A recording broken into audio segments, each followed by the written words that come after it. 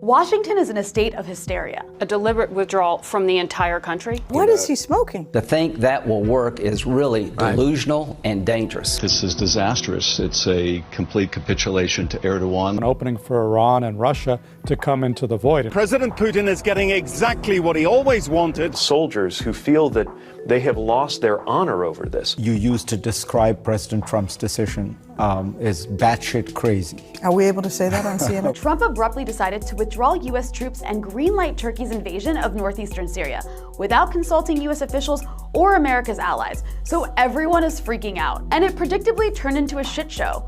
With over 100,000 people displaced, many dead, and chaos breaking out, Trump followed up by announcing a full U.S. troop withdrawal from Syria, causing Washington to have a collective stroke. It's easy to pretend that things were fine until Trump came along, but they weren't fine. Take, for example, how horrified the establishment has been by the behavior of the Arab militias Turkey used in its invasion. Politicians and pundits were shocked to see these jihadists film themselves executing Kurdish civilians, including a female Kurdish politician. But these jihadists are just rebranded FSA, meaning the Free Syrian Army, the people the US was previously arming and funding to overthrow the Syrian government. Back then, Hillary Clinton herself insisted that these were moderate rebels, deserving of our support. Today, she finds them detestable, pinning the blame for their behavior on one man, Donald Trump. NBC correspondent Richard Hengel is also disgusted by their behavior, despite having previously romanticized them, even after they kidnapped him in Idlib. Even US officials are finally admitting that the FSA is crazy and unreliable. But no one seemed to mind when they were murdering their way into conquering half of Syria. This should be a major embarrassment for the foreign policy blob who supported these Turkish-backed rebel forces in the war on Syria. It proves that the Middle East is just a game for them, while people on the ground suffer the consequences. And then there are the people who can only see things through the lens of the State Department and empire. How does it impact US hegemony? Oh no, does it help Russia? The New York Times' Paul Krugman speculated that Trump did this because the all-powerful Putin told him to. CNN, being CNN, called it a gift to Putin and Assad. Yeah, because Assad was just dying for Turkey to take over Syrian lands. Or was the move a gift to ISIS? Wait, no, Iran. Or maybe it wasn't a gift to anybody, just the US solving a problem of its own making by creating more problems. With tens of thousands of ISIS fighters and their families in SDF custody, a Turkish invasion risked the collapse of SDF law and order, because the Kurds in the SDF would have to divert their resources to fighting the Turks on the border, leaving the possibility open for ISIS fighters and their families to escape. And lo and behold, here we're hearing some new reports of ISIS prisoners now escaping one of the camps. But perhaps the best take was the reporter who called for more US intervention to help prevent the fallout of US intervention. This is a chaotic situation.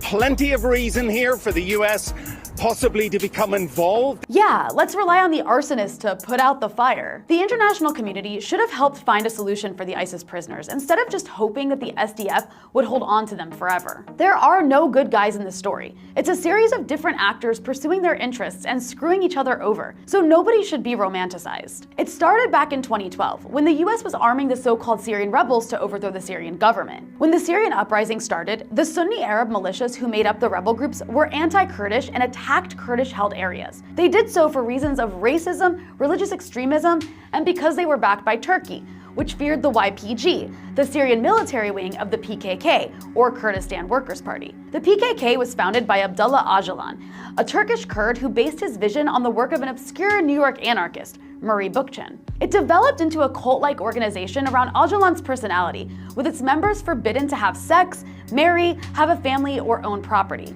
It battled Turkey for decades, but also fought Iran.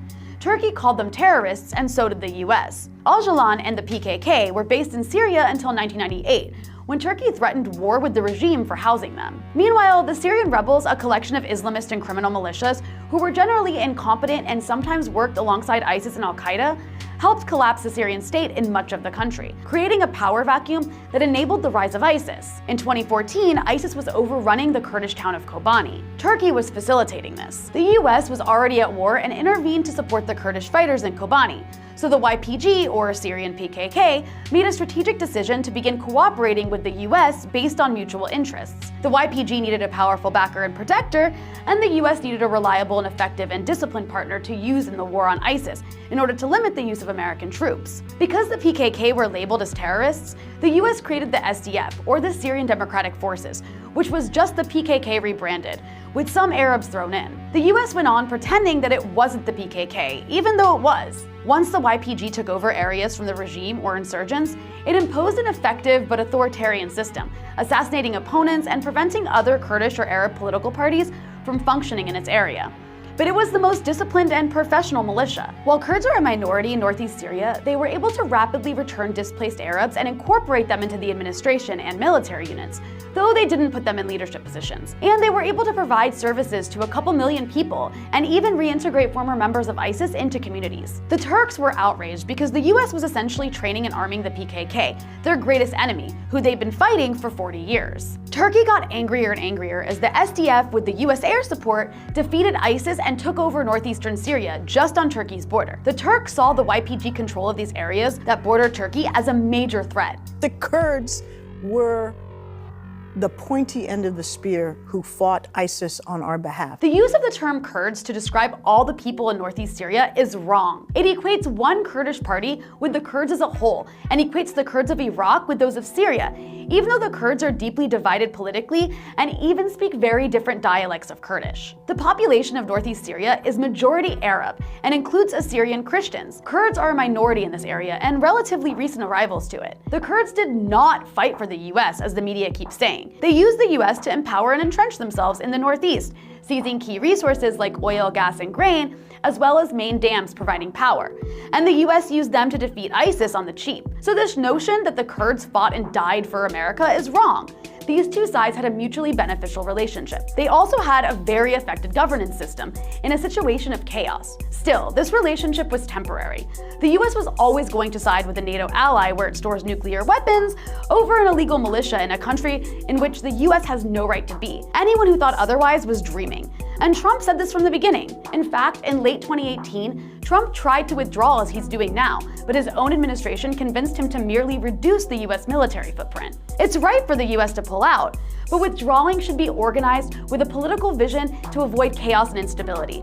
This is a lesson for Afghanistan too. But the US actively prevented this reconciliation because the US wanted to continue punishing the Syrian government. All the while, the US made false promises to the YPG, getting them to withdraw their defenses at the border with Turkey in exchange for US guarantees that they would be protected. This paved the way for the predictable Turkish showdown that horrified the world. And now the Syrian state is returning to prevent the collapse of law and order in the northeast that would lead to an ISIS resurgence, and to prevent a Turkish occupation. And US pundits and politicians are crying that America's image and hegemony has taken a hit. Yes, it has. But Trump isn't the only one at fault. All of you are.